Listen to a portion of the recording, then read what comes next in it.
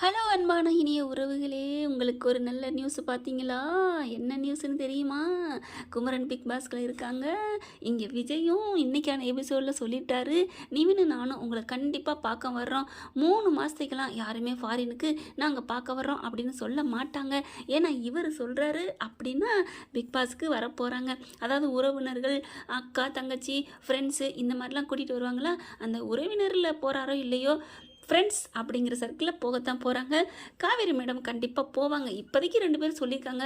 அதுக்குள்ளே ஒரு வாரத்துக்குள்ளே 2 வாரத்துக்குள்ளே மனசு மாறலாம் டைரக்டருக்கு. காவேரி நீயும் போம்மா, நல்ல ஒரு இது கிடைக்கும் அப்படின்னு, எனர்ஜெட்டிக் கிடைக்கும் ரசிகர்களுக்கு அப்படின்னு நினைக்கலாம். நம்ம பார்த்துக்கிட்டு தான் இருக்கோம் பொழுதுக்கும் சீரியலில். ஆனாலும் பிக் பாஸ் வீட்டுக்குள்ளே அந்த விஜயும் காவேரியும் அவங்க என்னென்னு கொண்டாட போகிறாங்க அப்படிங்கிறத பார்க்கணுன்னா ஆசையாக தானங்க இருக்கும். அதனால் காவேரியும் ஃப்ரெண்ட்ஸ் சர்க்கிளில் போகலாம், இல்லை மாமாங்கிற உறவில் போகலாம். கங்காப்பில் மூஞ்சி தூக்கிட்டு நான் போக மாட்டேன்னு இருக்கலாம். கதை பிரகாரம் இல்லை, இருந்தாலும் காவேரிக்கு அங்கே போனால் ஒரு லெவல், ஒரு தனி இதே கிடைக்கும் இல்லையா? அதனால் விஜய், காவேரி, நிவின் 3 பேருமே போகலாங்க. ஆதிரி இருக்காங்க, ஆதிரி ஃப்ரெண்ட்ஸாக இவங்களும் போகலாம். யார் நம்ம காவேரி போகலாம்.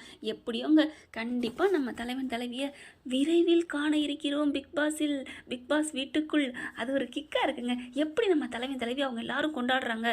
வாங்க வாங்க, நம்ம சொல்கிற மாதிரியே சொல்கிறாங்களா? கண்டிப்பாக சொல்லுவாங்க, கண்டிப்பாக போவாங்க.